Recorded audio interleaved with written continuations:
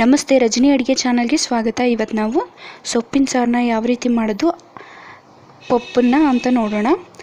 ಇದು ಆಂಧ್ರ ಸ್ಟೈಲಲ್ಲಿ ಮಾಡ್ತಿದ್ದೀನಿ ನಾನು. ಈ ಸೊಪ್ಪು ಬಂದು ನಾವು ಹೊಲದ ಸೈಡು ಸಿಗೋವಂಥ ಸೊಪ್ಪು.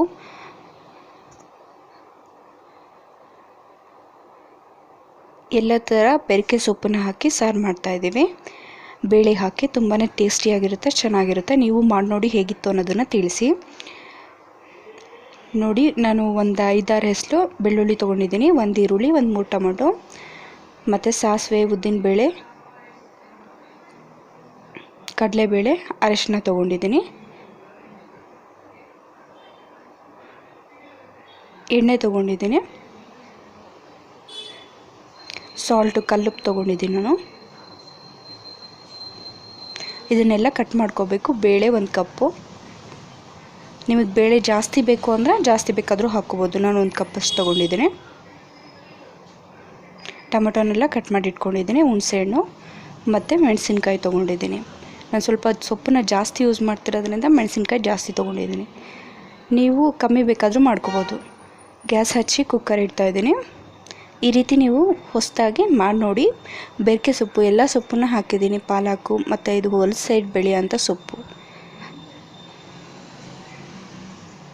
ಎಣ್ಣೆ ಹಾಕಿ ಬೇಳೆ ಹಾಕಿ ಆಂಧ್ರ ಸ್ಟೈಲಲ್ಲಿ ಏನಂದರೆ ಎಲ್ಲನೂ ಎಣ್ಣೆ ಹಾಕಿ ಹುರ್ಕೊಂಡು ಆಮೇಲೆ ಮಾಡ್ತಾರೆ. ನಾವು ಅದೇ ರೀತಿ ಮಾಡ್ತಿದ್ದೀವಿ ಇವತ್ತು. ತುಂಬ ಟೇಸ್ಟಿಯಾಗಿರುತ್ತೆ.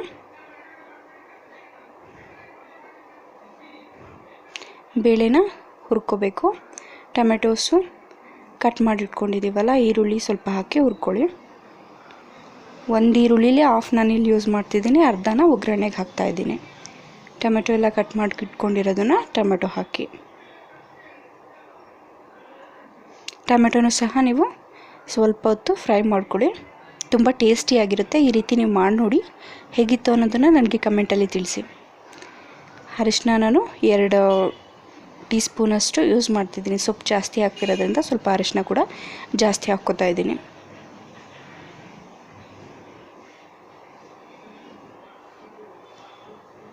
ಬೆಳ್ಳುಳ್ಳಿ ಎಲ್ಲ ಅದಕ್ಕೆ ಹಾಕ್ತಿದ್ದೀನಿ.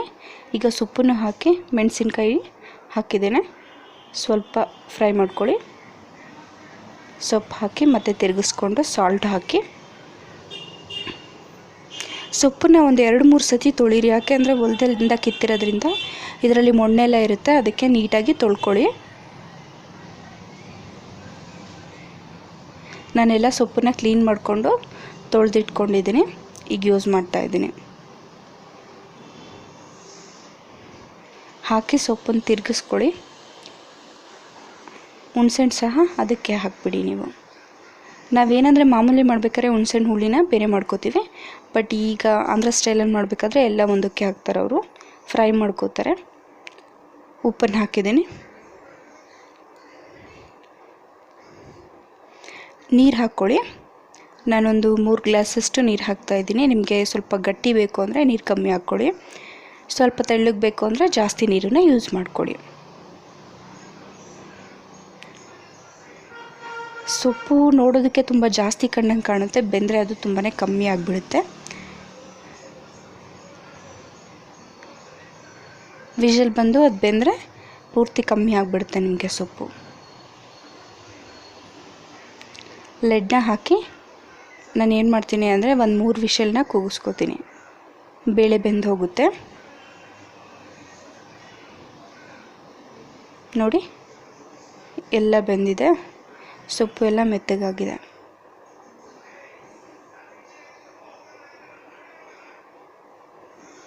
ಈ ಸೊಪ್ಪಲ್ಲಿರೋ ನೀರನ್ನು ಬೇರೆ ಮಾಡಿಕೊಂಡು ಇದನ್ನು ಮಸ್ಕೋಬೇಕು. ಸೊಪ್ಪನ್ನ ನೀರೆಲ್ಲ ಇನ್ನೊಂದು ಪಾತ್ರೆಗೆ ಬಗ್ಗಿಸ್ಕೊಂಡಿದ್ದೀನಿ.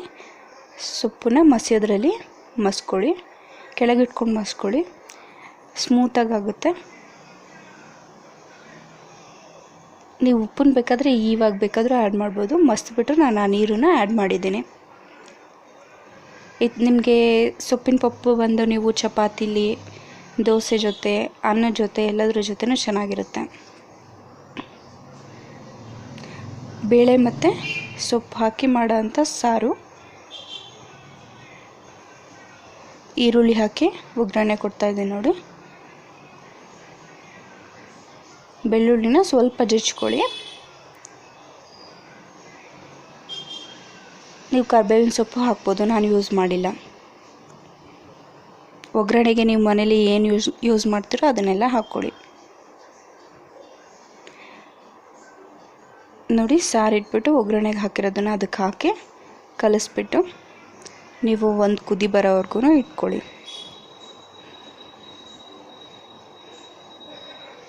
ನೋಡಿ ಸಾಂಬಾರು ಎಷ್ಟು ಚೆನ್ನಾಗಿದೆ ಅಂತ. ಇದೆಲ್ಲದ್ರ ಜೊತೆಗೂ ತುಂಬ ಟೇಸ್ಟಿಯಾಗಿರುತ್ತೆ ಮತ್ತು ಹೆಲ್ದಿ ಕೂಡ. ವಾರದಲ್ಲಿ ಒಂದಿನಾದರೂ ನಾವು ಸೊಪ್ಪಿನ ಸಾರನ್ನ ತಿಂದರೆ ಆರೋಗ್ಯಕ್ಕೆ ತುಂಬಾ ಒಳ್ಳೆಯದು. ನೀವು ಮಾಡಿ ನೋಡಿ ಹೇಗಿತ್ತು ಅನ್ನೋದನ್ನು ನನಗೆ ಕಮೆಂಟಲ್ಲಿ ತಿಳಿಸಿ. ನನ್ನ ವೀಡಿಯೋಸ್ ನಿಮಗೆ ಇಷ್ಟ ಆದರೆ ಲೈಕ್ ಮಾಡಿ, ಶೇರ್ ಮಾಡಿ, ನನ್ನ ಚಾನಲ್ನ ಸಬ್ಸ್ಕ್ರೈಬ್ ಮಾಡಿ ಮತ್ತು ಬೆಲ್ ಐಕನ್ನ ಪ್ರೆಸ್ ಮಾಡಿ. ಇದರಿಂದ ನಾನು ಯಾವುದೇ ಹೊಸ ವೀಡಿಯೋಸ್ ಅಪ್ಲೋಡ್ ಮಾಡಿದ್ರೂ ನಿಮಗೆ ನೋಟಿಫಿಕೇಷನ್ ಸಿಗುತ್ತೆ.